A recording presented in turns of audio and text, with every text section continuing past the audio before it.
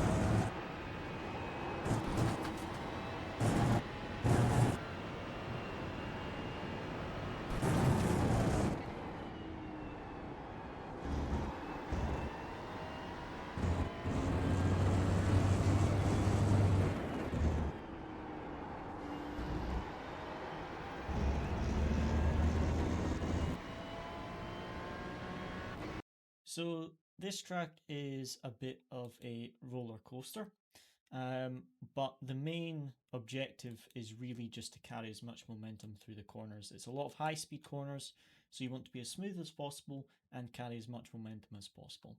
So for the first corner, we're braking at this line just before the curb starts. There's a little line across the track. We brake as we get to that, down into second gear, opening up the entry as much as possible.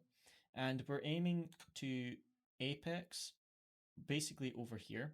So we can use this red spot on the barrier as a marker and sort of draw a line, an imaginary line down, and use that as a reference. And then we apex around about here. The curb sort of drops off on the inside there, so we want to hook the front right there, get onto the power and unwind the steering wheel, and then bring it over to the left hand side. And then for this left hander, we just lift off and get on the brakes by about 10%. Just hold it onto the left side of the track. We can put the left front over this curbing and it'll hook it round to the left for us. And then we can get back onto the power again. And then we're onto the brakes only around about 30%.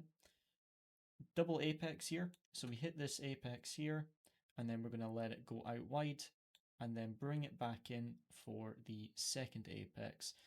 There isn't really any markers on the apex, unfortunately, but just let it coast and then get onto the power. And around about here is the second apex. But again, there isn't really any markers on the apex curve, which is a bit annoying. Now going up the hill for the left-hander, we just want to lift off the power just before we get to it and apply about 20% braking. And we want to apex around about here, put the left front on the inside of that curb, and that's going to allow us to hook round to the left. Still off the power now, don't let it go out to the right, bring it back over to the left. Little bit of braking, just about 5%, and then we get onto the power as we start to see this curb on the inside. And we're apexing just after the actual curb starts. So just after it starts, we're hitting that apex, then getting fully onto the power and unwinding this steering wheel. Make sure to use all the track on the exit, and we turn in just before the curb on the right hand side ends, aiming for again the curb on the inside. Use a little bit of that curb, don't use too much because it'll unsettle it with the high speed.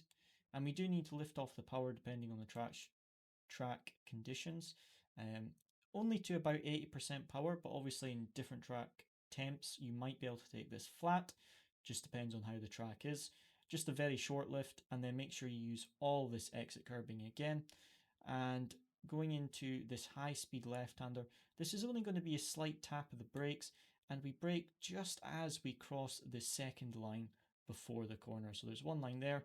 Just as we cross this one, we want to get onto the brakes about 20%, and then we turn in before we get to the final line here, off the brakes as we come to the apex, and then we're getting on the power, and we're aiming to take as much curb as this as possible here. We actually take a little bit of the grass. Track limits are quite lenient. Then get on the power to go up the hill again, using all of this exit curbing. And then for this left-hander, we're turning in about just after this final white line here. There's one line again here, or this marker, this orange marker at the end of the tire wall, whichever is easier as a reference, but just after we cross that white line, we're turning in full throttle. Don't need to be too close to that apex, it's quite a wide exit. Just do as little steering input as you need to carry the speed. And then as we get to the start of this curve, just after we pass that, we're lifting off the power again to get it turned in, and then back on the power before we even get to the start of this curve on the left hand side. And again, we're taking a lot of it to keep us on the left side. Full throttle over this curb, and then let it drift out wide again, using all the exit curbing that we can. Then bring it back to the right side of the track. Don't bring it over to the left. There's not much of a turn radius on this right hander, so we can keep it quite far over to the right using some of that curbing. And then again, just try and using as little steering input as possible to open up the exit and carry as much momentum as possible. Now going into this right hander, we're looking on the right hand side and we see that white line on the right here. Just before that, we're braking, or alternatively, you can use this white marker. We brake in line with this white marker, or just before this one, whichever is easier for you to use as a reference. We're getting onto the brakes and we're turning in just before we get to the end of this curbing where that white triangle is, turning in for the apex. Don't need to use as much curb as we use in other corners. And then put the left just on the inside of that curb there. That'll hook us round to the left, get on the power and unwind the steering wheel. As you see, this track is really, really wide, so you want to take advantage of that and carry as much speed as you can through the apexes. And now for the last corner, this is uphill, and we're braking about halfway between the two white lines. So we've got one here and we've got one here. About halfway between those two lines, we want to get onto the brakes, down into third gear. We turn in just before the end of this BYT advertising board in third gear, and then dropping it into second gear just before we turn in. Quite a late apex, so we can get on the power and unwind the steering wheel. We are apexing around about here and the curb ends there. So quite a late apex, but what that's going to allow us to do is get on the power and straighten the wheel quite early.